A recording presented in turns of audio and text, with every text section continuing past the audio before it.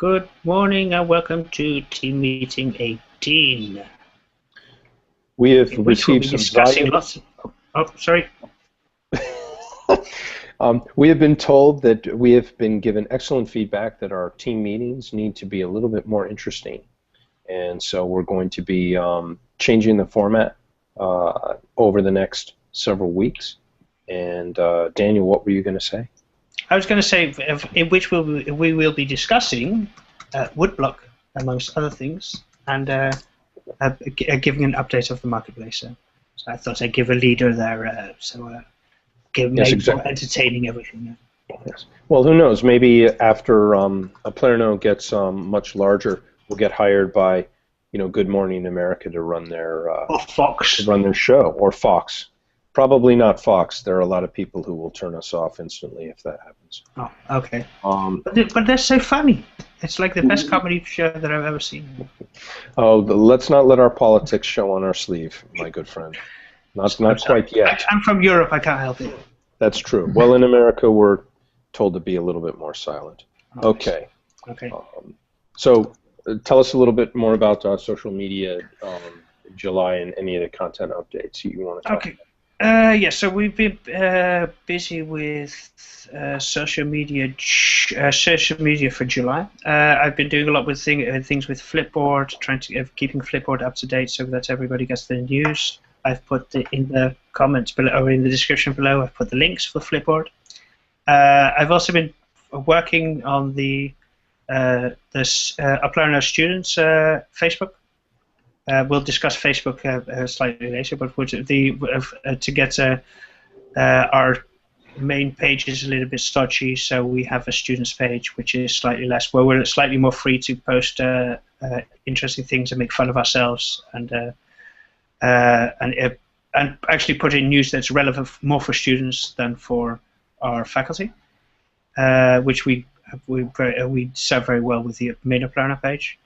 And we've, of course, set up the page for Woodblock for the conference, which I'm now currently busy automating. Since we made our changes 2 weeks ago, trying to stop hammering on the negative side of the news and focusing on the positive things, we've seen a little bit of a downtick in the amount of people who come and visit our site, but I don't know whether that is directly related. I mean, if people get emotional, I mean, with certain emotionally charged stuff, people are more willing to react to. And I've also been posting more questions that people can actually, rather than just posting questions, things that people can interact with, and which is also interesting. I mean, for the social media, at least, it looks like we're getting more stuff, and we're getting more retweets. And I'm going through a lot of the courses that are coming soon that have documentation added and have the names added of the faculty, and tweeting them out or posting them so that people can actually get a good insight of the courses that are coming soon, and also to an added advantage, everybody whose course has been posted so far or tweeted so far has usually retweeted the link of their own course. So I'm getting. At least I'm hoping that means that they're also going to be working hard on it and releasing it pretty soon, or publishing it pretty soon, which I'm quite excited about. As for the content marketing, last week I posted an interesting piece about our team meetings. That got a reasonable amount of visits, not compared to some of the other things I posted regarding Oplerno, but it was good. And we have got one or two or a couple of visits after that as well, and but especially got views of our videos, so that people can actually see what we're about, and not necessarily. Which is one of the reasons why I put links in last week's video. That's great. So people can see what to click on when we're talking about. Exactly. Yeah. And also Pleasure. for last week, I got our last week's video right at the end. We had the discussion about we had the discussion about Woodblock. I also took that, sliced the end off of last week's meeting, and posted that around so that we have your description of what Woodblock is and what it actually means. Of course, we'll set up a nicer video at a later stage, but at least now they've got a good. We can use that one until we have that video, and it links back to our team meetings, which is also very good, which is also fun. In terms of Dan, Kirk, do you want to add anything? Dan is enjoying a nice time outside of the Shire in Vermont, so he is joining us via audio. No, I'm totally comfortable with the social media stuff as it stands. Yeah, I think testing the waters in a few different ways is always sound practice, and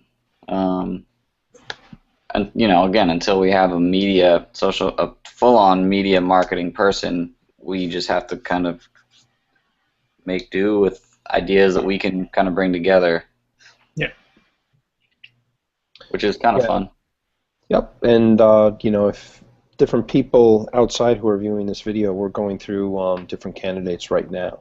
If you have a particularly interesting person who has experience as a mid-level or high-level, what they call chief media officer, and is interested in Oplerno, then shoot me, skiff@oplerno.com, an email, and I'll take a look at their resume, or people can always get in contact with me via phone, and you guys know how to do that if you go onto the website. But I'm always interested in finding and talking with people who might be a good candidate. So in the Woodblock piece, we've got we're going to announce it when you go to the schedule. One of our first events is a panel discussion on Monday, August 4th. Yep, with people from business, faculty members, a faculty member from Oplerno, and Kent Anderson. Well, let me name the people. So Michael Lee from Burlington CFO. That's a really interesting company. Michael's got a lot of experience with outsourcing the chief financial officer work that a lot of startups or small companies do. And he's going to join us for a discussion, on what does the future of higher ed look like. Dr. Denise Dunbar, who's a faculty member at Oplerno, and also has her own consulting company. She's got really a huge breadth of experience in terms of community organizing and also social justice work. Kent Anderson is the Pro Vice Chancellor of the University of Adelaide. It's one of my children are 11 and 8 years old, and if I'd send them to University of Adelaide under Kent, because they are really doing some amazing work in terms of both online and international education, and I've known Kent now for 25, actually almost 30 years. And yeah, he's got a great story. And then the moderator for this is going to be Greg Sadler, who's a professor, also a professor at Oplerno, but has a huge internet following. So those 4 people getting involved in the discussion is going to be great, and we'll see what they say. So we've got the schedule up for Woodblock. We are finishing. We've got a guide to register. Woodblock is free, which is great. You can participate either in Burlington, Vermont, or online. And we have a guide on the section of our website, which is Woodblock, about if you want to take a trip and stay with us in Burlington, that's great. Or you're within driving distance, come and stay. And we've got lists of places where you could. Also, again, the guide for participation. If you come to Burlington, we've got office space that you can use, and full internet access, so it'll provide you, a good 4-day block to create a class, but what we really want people to concentrate on is creating degree and certificate programs as we move to applying and becoming a degree granting institution, which is good. I've put all below in the link. I've put in the description. I've put the links that are relevant for Woodblock as well, including the link for the on the Oplerno of the site, the part of the Oplerno site.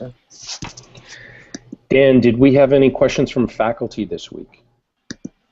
No, but I was thinking about the. I put it for next week, but the results from the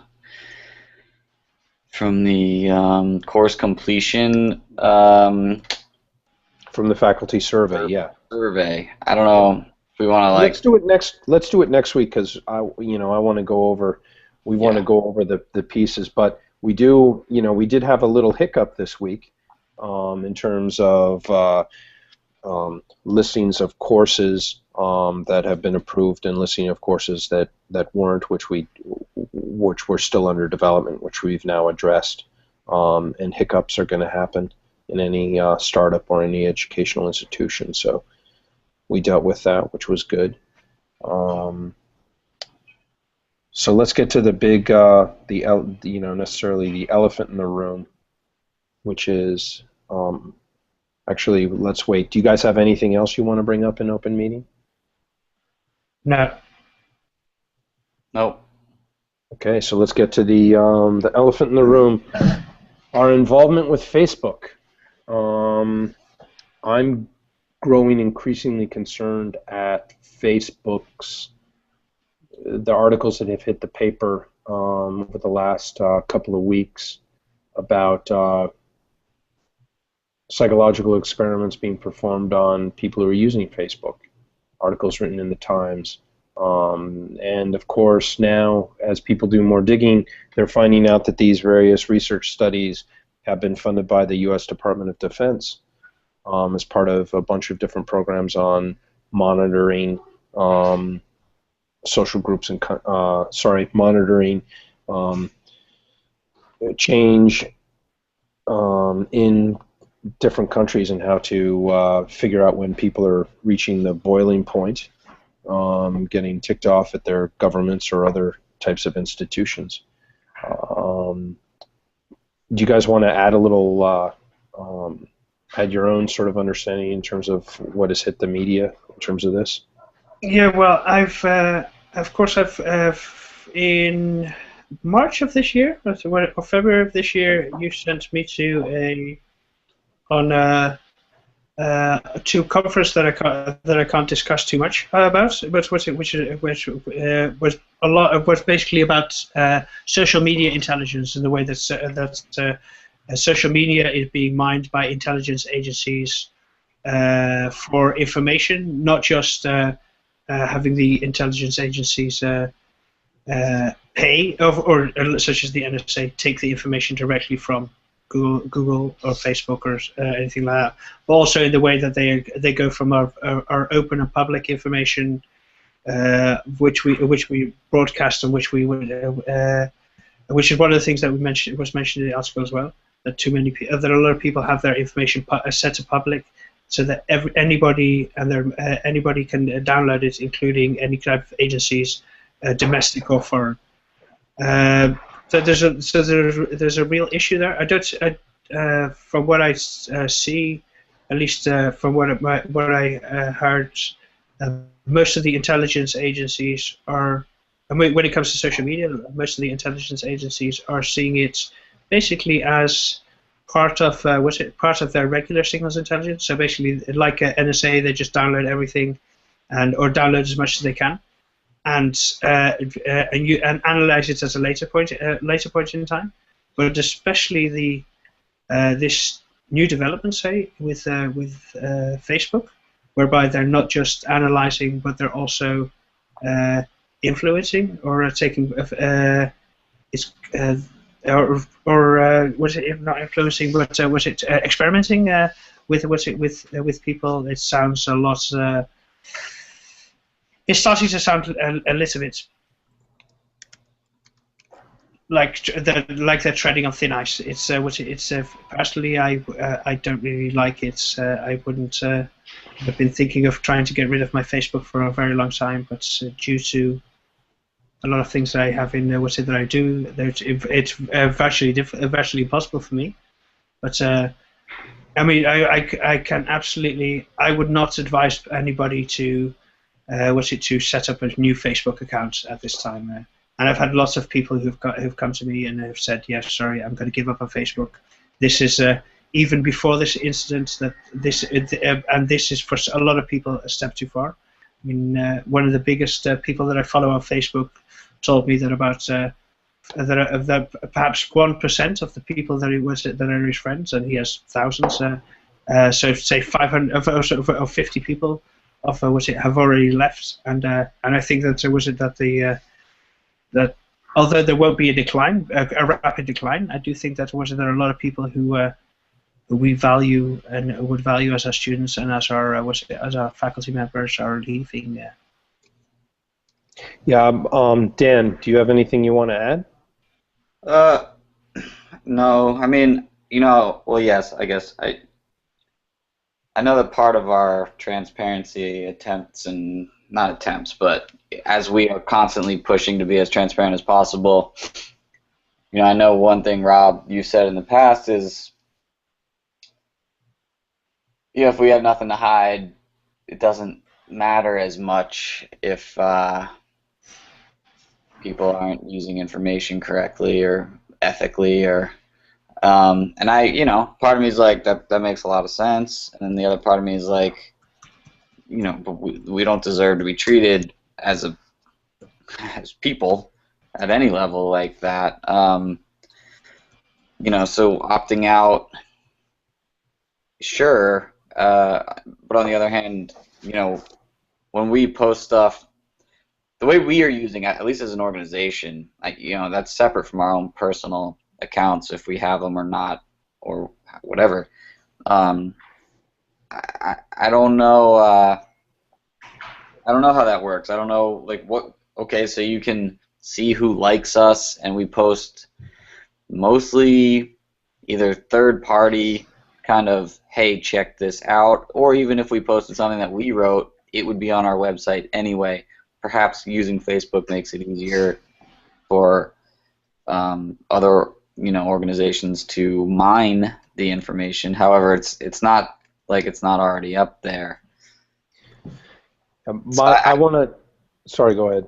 No, I don't. At least for Oplerno, and at least for Oplerno as an organization, and as an organization that embraces transparency, I guess my question is: Are we rattled or concerned?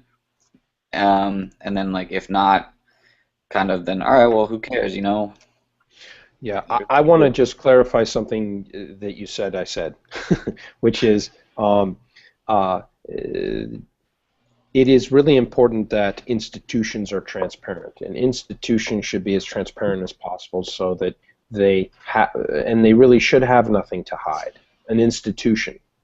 However, people have, call me old-fashioned, but people have a right to privacy and to lead their own lives the way they would like, so long as it's not negatively impacting on others. Right.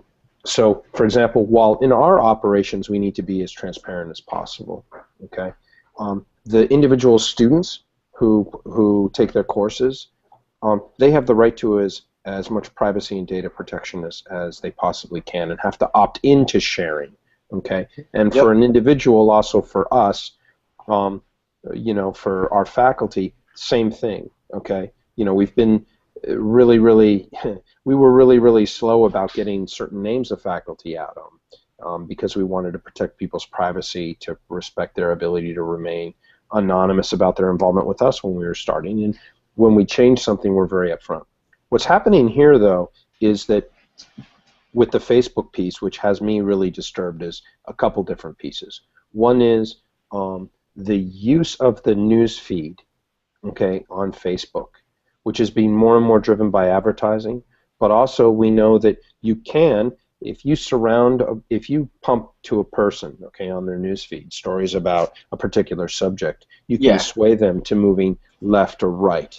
Okay. Now, when I go and I visit, Amy Goodman on Democracy Now, or I go to Fox News, or I go to Drudge Report, okay, or I go to Al Jazeera, or I go to Xinhua, okay, all which are different feeds that I read. I'm choosing to be kind of underneath their editing and their propaganda. Okay, to put it, they have each one of those organizations has a different viewpoint, and they push that viewpoint. Yeah. The problem with Facebook is that they're now not being transparent at all about what they're pushing. Okay, and the psychological manipulation. I mean, in the States, you have to, if you're going to do human experimentation, you have to go through what's called the IRB, Institutional Review Board, which has a series of standards of various universities. And you can't just experiment on people's psychological states willy-nilly for the hell of it. Okay? And the fact that they're doing this and they're getting cash from the DoD to do it, the Department of Defense in the U.S., really has me concerned. I know Facebook is mining our data.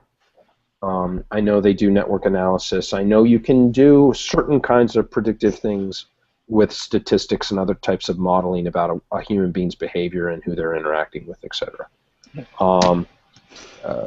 But what they're doing, the fact that now it's so open and blatant, and the fact that Facebook is kind of, it scares me. If we're going to use the Facebook piece, aren't we enabling their bad behavior?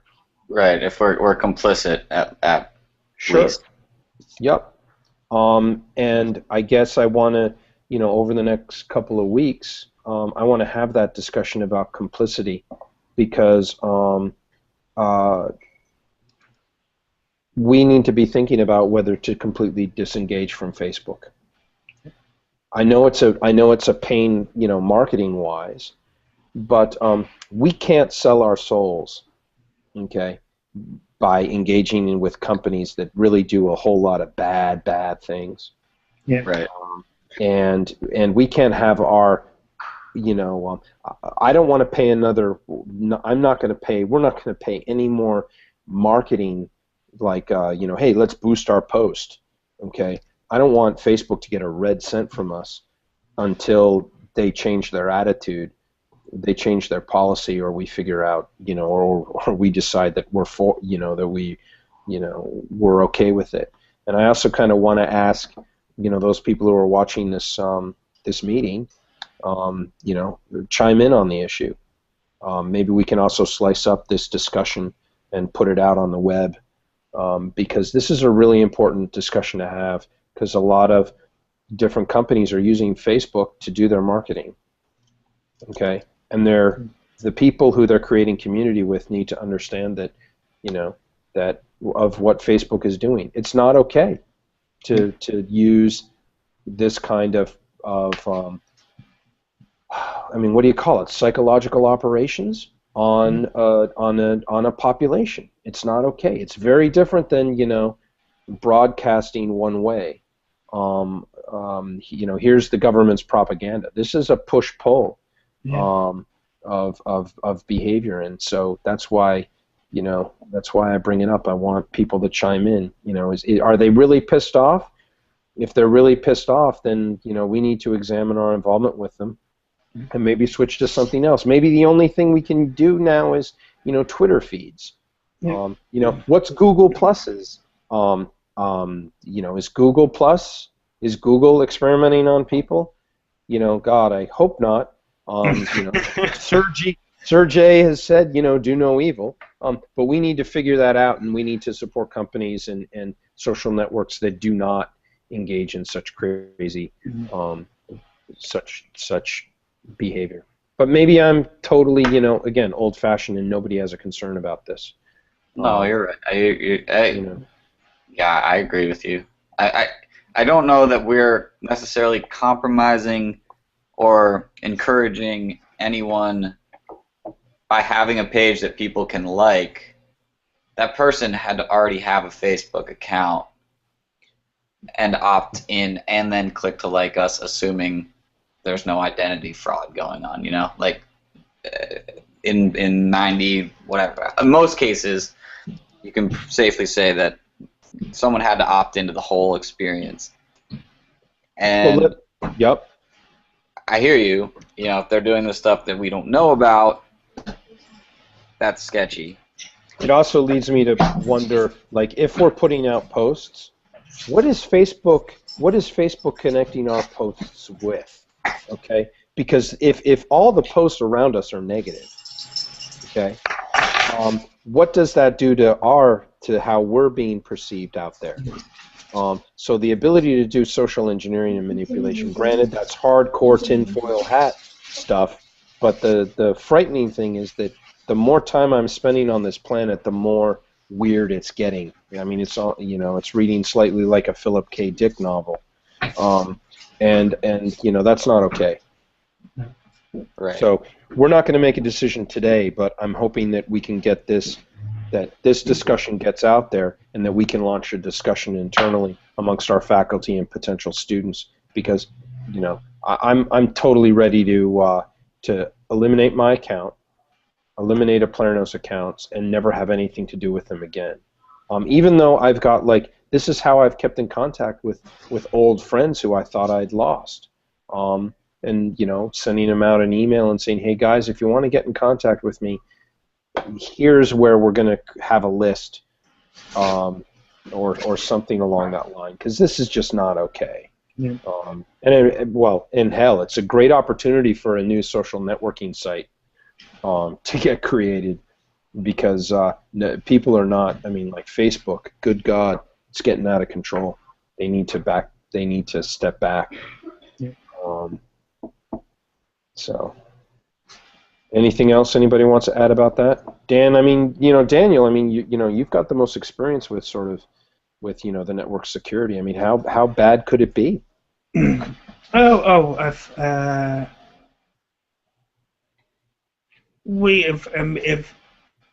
it could be even worse than we think. I mean, the possibilities are endless. I don't think it's as bad as some of the tinfoil hat people would make you want to believe. But there's a lot of stuff that we don't know and that we can't see. That it counts for Google as well as Facebook. That's both are doing things that are not so transparent, so they're doing things that we can't verify what they're doing, and they have so much power. We should be concerned up to a certain point about them, and anything that comes. Usually, a lot of things that come out, such as this Facebook thing, are the most negative, and they hit the news. But there are also very small things that they're doing. In the past with Facebook, the fact that they would ban or they would block people and cancel people's accounts for posting pictures of women breastfeeding. I mean, completely innocent pictures. They have a lot of power, and they don't seem to wield it very wisely. And this could be probably attributed that it's young company run by people who might not be as experienced in life, or might not have big financial backers who want to force them into certain role. But yeah, I worry every day about it, and I think every day is the day that I should actually start deleting my account. And then for me, I mean, I've been on there for I think as soon as they released it in Europe, I was on Facebook. So I've been on there for a very long time, and all of my data is on there. So there's a lot of stuff on there of mine, which I'm concerned about also in some ways. But on the other hand, all the data is out there in a lot of other places as well, as Dan says. So yeah, I mean it's not as if it's all in one hand. yeah, I guess, for me, that there's the issue of the issue of what data do you share out with people, okay, with corporations, and we're sharing data with them all the time, okay. But this, to me, the potential manipulation of people using that data takes it to a very, very different level, because you can choose to share, but when you have what you've shared used to potentially bend your opinions about the world, that's a different thing. I mean, that is like mini plus true, double plus good stuff out of 1984, and that's But important to remember as well that we have absolutely no guarantee of that what we're putting on Facebook is actually what people are seeing. I could be posting stuff on Facebook that is positively slanted towards a political situation that I find important, and that could be negatively slanted just by changing one or two words or the intonation of the post.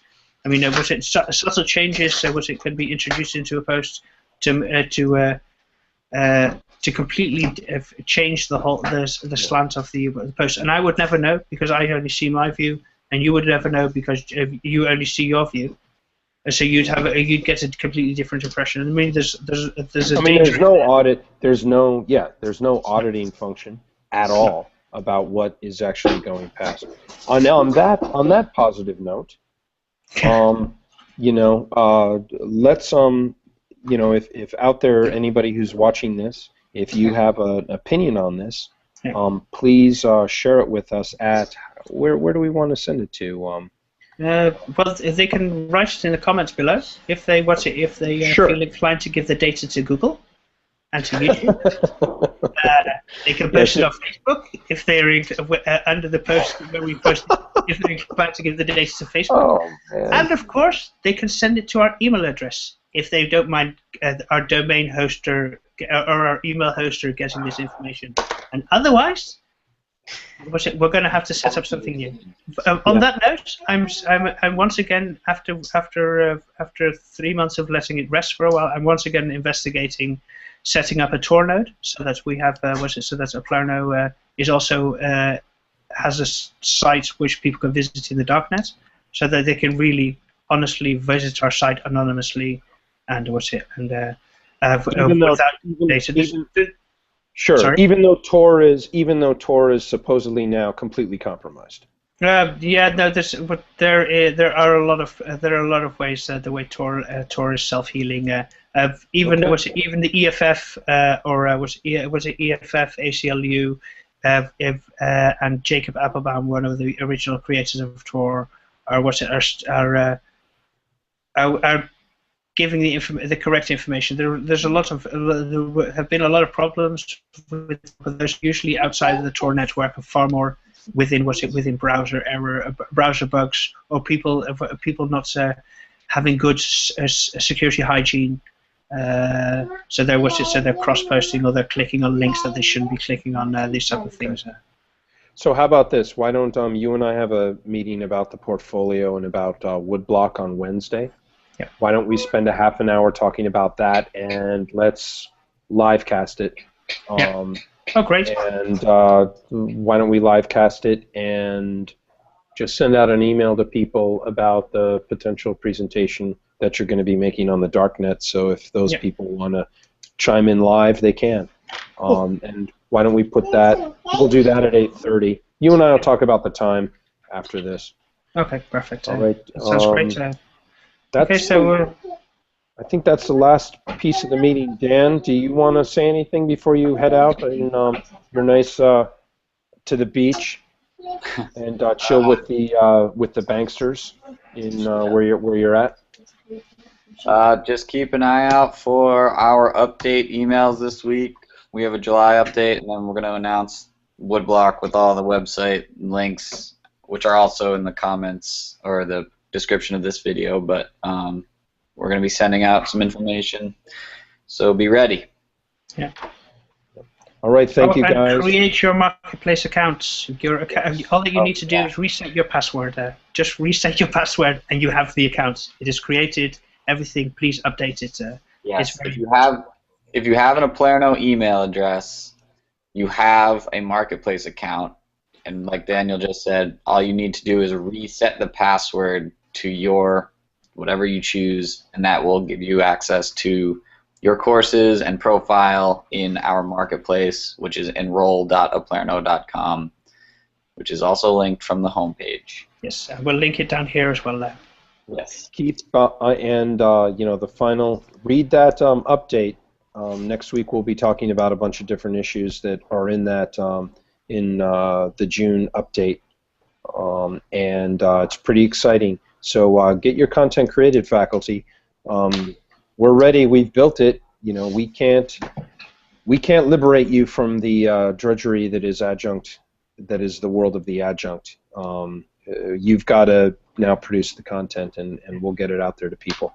Thank you all, and we'll see you next week, and I'll see you guys in sometime today. Okay. Bye. Bye. Take care. Enjoy your vacation.